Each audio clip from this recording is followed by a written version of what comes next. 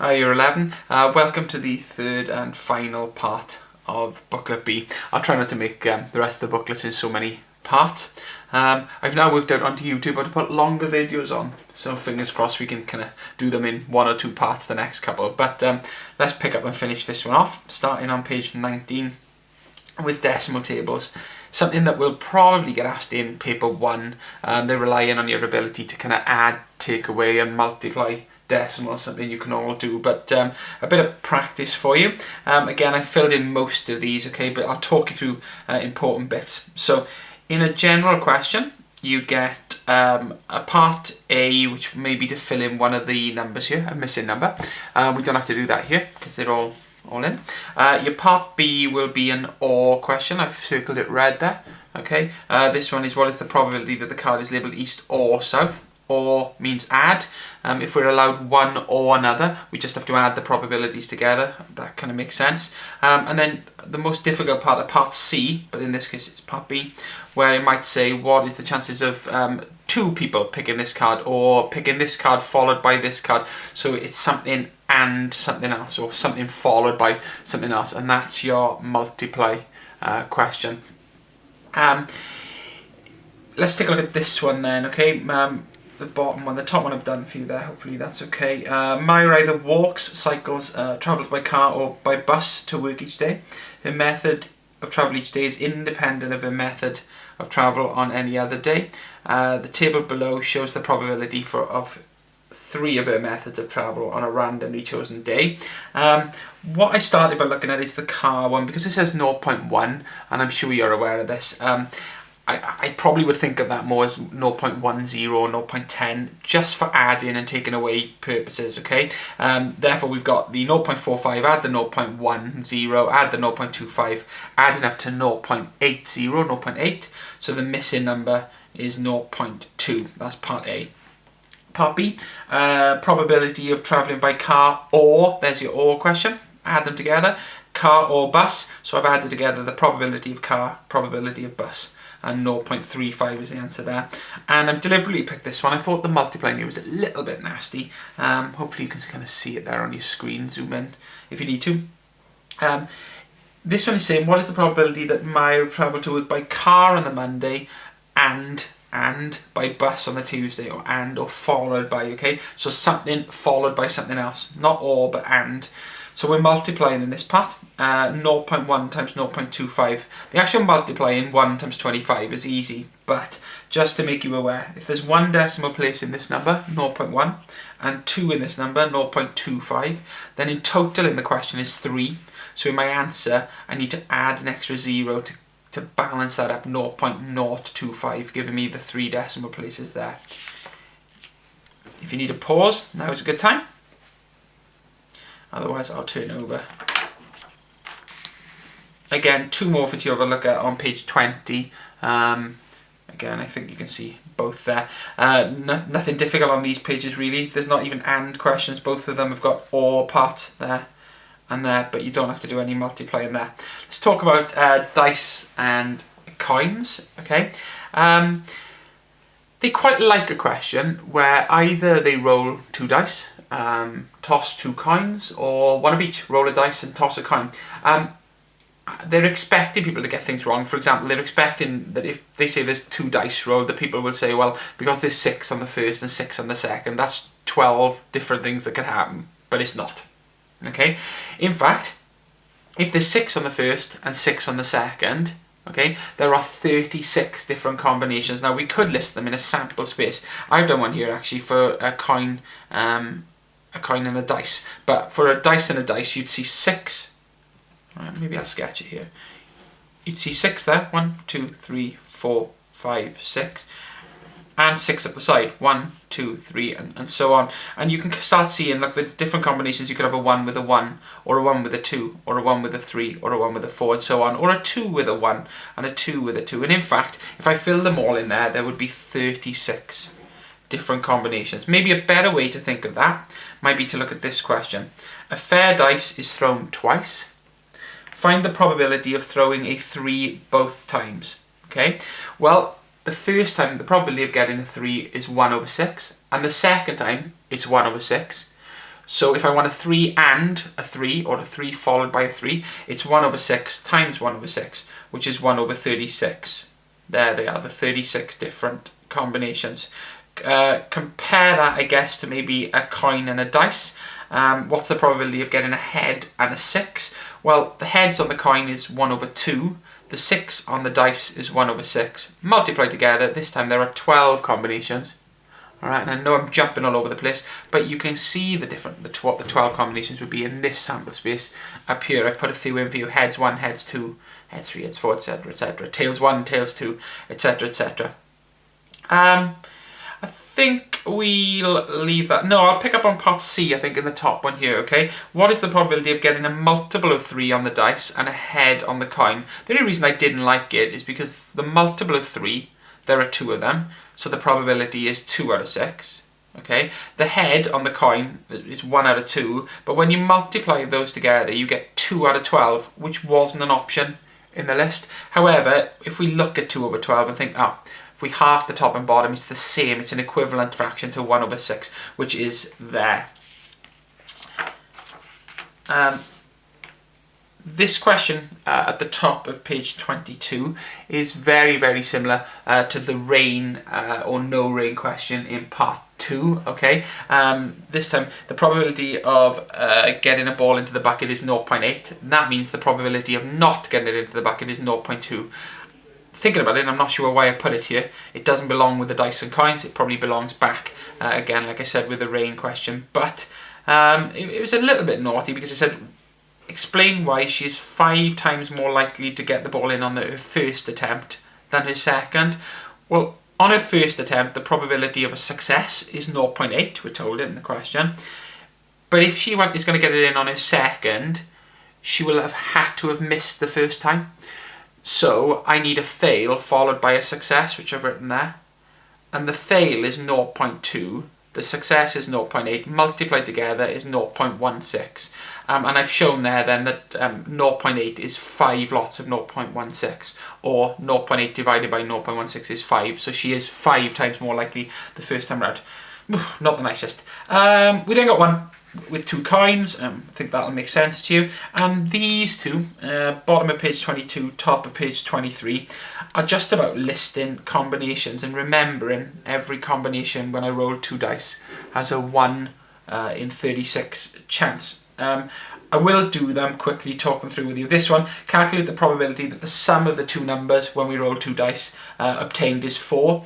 One of the ways I can make 4 with 2 dice, well, I could have a 1 with a 3. Don't forget the reverse. I'm saying it all. Don't forget the reverse. The reverse of 1, 3 is 3, 1. It's a different combination, but also 2, 2. Listed them. Every single combination has a chance of 1 over 6 times 1 over 6, which is 1 over 36, and there are 3 of them. So 1 over 36, add 1 over 36, add 1 over 36 is 3 over 36. Now, I filled this in, but I wish I hadn't. I did it in a slightly unusual way, this one here. When it said they wanted at least 1 6, okay, I thought that, well, there are 3 ways to get at least 1 6. Either a 6 with a different number followed by a 6, or a 6 followed by a 6, which would give me 2 6s.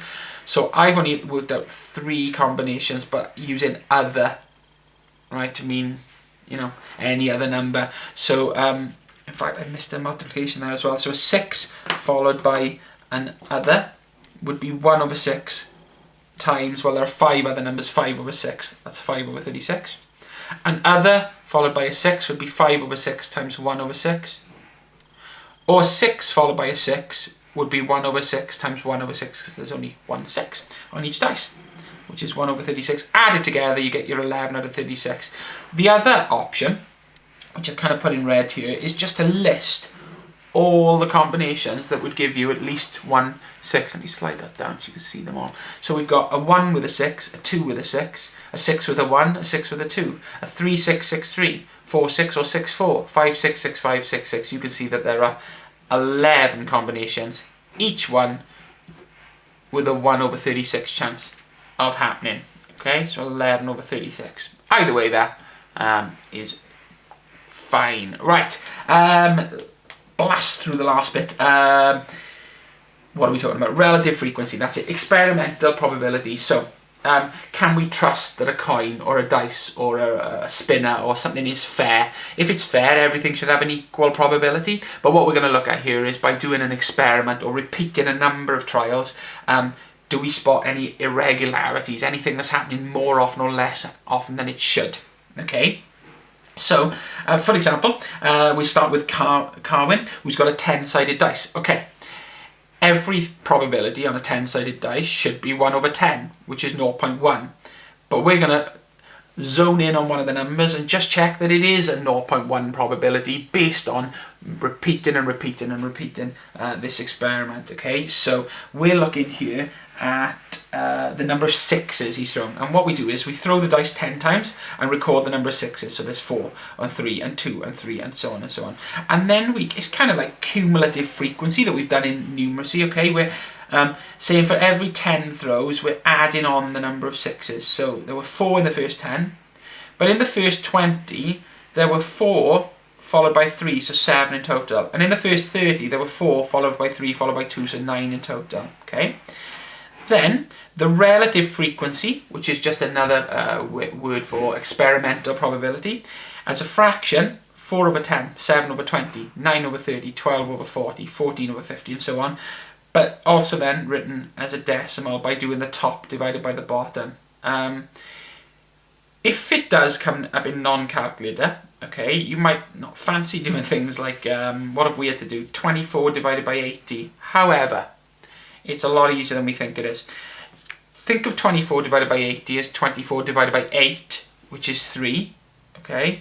But if we divide by 80, it's 0.3, right? Move the decimal one place to the left, okay? All right, not the correct mathematical way to explain it, but it is. 27 divided by 90, again, 27 divided by 9 is 3, all right? Move the decimal, 0.3. 29 divided by 100, well, hopefully you know that's 0.29, but 29 divided by 1 is 29, and this time, because there's 2 zeros, we're moving the decimal twice. But you should kind of see what the pattern of the numbers is. 0.4, 0.35, 0.3, 0.3, 0.28, 0.3, 0.29. We're looking for things in that area. So, hopefully you could see the pattern and you could kind of see, oh yeah, I know that needs to be around 0.3. Well, it actually is 0.3, okay? Then we might have to draw this thing in a little line graph, okay? Which shows how the probability changes with the more throws that we take. So it started at 0.4, dropped, and then it starts leveling off here. I've put in red, okay, because the standard question is, which of these is the best estimate for the probability of throwing a 6, okay? Always the last one. Why? More trials. You can even see it in this question. Which is the best estimate? E, most trials. More times we do it, better the estimate. Okay. I've left these two blank to quickly fill in for us. Where's my blue pen? Here it is. Using the above results, write down the best estimate, here it comes, of the probability of, in bold, sneaky, not obtaining a 6. So, that 0.29